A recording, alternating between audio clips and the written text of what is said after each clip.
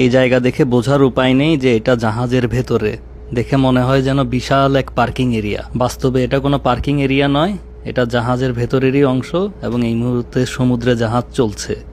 এই জাহাজটি একটি গাড়ি বহনকারী জাহাজ, একসাথে 7,000 গাড়ি বহন করে। জাহাজটি জাপানে তৈরি করা হয়েছে গত বছরের অক্টোবরে। সেই হিসেবে জাহাজটির বয়স মাত্র 3 মাস। এই মুহূর্তে আমি জাহাজের 12 নম্বর ফ্লোর থেকে 11 নম্বর ফ্লোরে এসে পৌঁছেছি। এই দিকে লক্ষ্য করুন, দেয়ালে লেখা রয়েছে 11 ডেক। আর এরকম প্রত্যেক ডেকেই 500 থেকে 700 গাড়ি নেওয়া সম্ভব। এই জাহাজটি লম্বায় 200 মিটার, প্রায় 660 ফিট, লম্বায় ফুটবল মাঠের দ্বিগুণ, আর চওড়ায় 38 মিটার বা 124 ফিট। আমি যেহেতু বাংলাদেশি, অনেকে মনে করেন আমি বাংলাদেশি জাহাজেই আছি। আসলে এটি একটি জাপানিজ কোম্পানির জাহাজ। আর এরকম একটি জাহাজের দাম বাংলা টাকায় হিসাব করলে হবে প্রায় 1300 কোটি টাকার মতো। এই যে দেখেন, এই মুহূর্তে আমরা 10 তলায় এসে পৌঁছেছি বা 10 নম্বর ডেকে। এখন এই র্যাম্পের মাধ্যমে 10 নম্বর ডেক থেকে 9 নম্বর ডেকে নামবো। অনেকেই আমাকে জিজ্ঞেস করেছেন জাহাজে গাড়িগুলোকে কিভাবে সিকিউর করে রাখা হয়। এই যে আপনারা ফ্লোরে দেখুন, হোল রয়েছে। এই হোলগুলোর মধ্যেই ক্ল্যাসপারের সাহায্যে গাড়িকে শক্তভাবে সিকিউর করে রাখা হয়, যে কারণে জাহাজ এপাশ ওপাশ দুললেও বা খারাপ ওয়েদারে গাড়িগুলো এক চুলো নড়ার কোনো সুযোগ নেই। এই কারণে গাড়িগুলো সুন্দরভাবে এক স্থান থেকে অন্য স্থানে ট্রান্সপোর্ট করা সম্ভব হয়। এই মুহূর্তে 9 তলায় এসে পৌঁছেছি।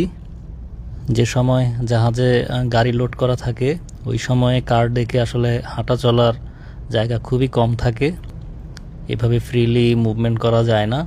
বর্তমানে পৃথিবীর সবচাইতে বড় যে গাড়ির জাহাজটি রয়েছে সেটির নাম হচ্ছে BYD শেনজেন, একটি চাইনিজ কোম্পানির জাহাজ। এবং সেই জাহাজটি 9200টি গাড়ি নিতে পারে, অর্থাৎ আমাদের এই জাহাজের চাইতেও 2200টি বেশি গাড়ি নিতে পারে। এই জাহাজে শুধু যে গাড়ি তা নয়, বড় এক্সকাভেটর বা আরও হেভি লোড কার্গো নেওয়া সম্ভব।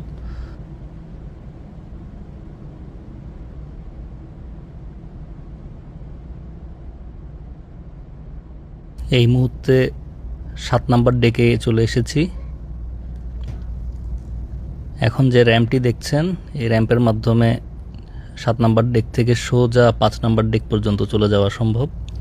আর এখানে যে 6 নম্বর ডেকটি দেখছেন, এই ডেক হচ্ছে লিফটেবল ডেক, অর্থাৎ 5 নম্বর ডেকে যদি অনেক উঁচু ধরনের যানবাহন, বড় এক্সকাভেটর এসব যদি লোড করতে হয়, সেক্ষেত্রে 6 নম্বর ডেককে উপরের দিকে লিফট করার ব্যবস্থা রাখা হয়েছে।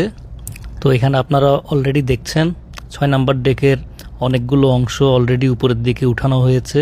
আর এভাবেই এই 5 নম্বর ডেকের হাইট বৃদ্ধি করা হয় বড় বড় ভেহিকেলগুলোকে অ্যাকোমোডেট করার জন্য।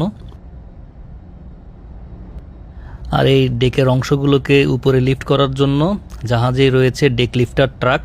এই যে সামনে যে গাড়িটি দেখছেন, এটাই হচ্ছে আমাদের জাহাজের ডেক লিফটার ট্রাক।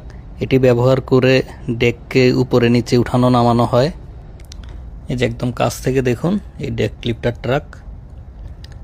আর এই যে দেখুন এই গাড়িটি কিভাবে সিকিউর করে রাখা হয়েছে, এবং এভাবেই জাহাজে যখন অন্যান্য গাড়িগুলো ওঠানো হয় ঠিক এভাবেই ক্ল্যাসপারের মাধ্যমে সিকিউর করে রাখা হয়।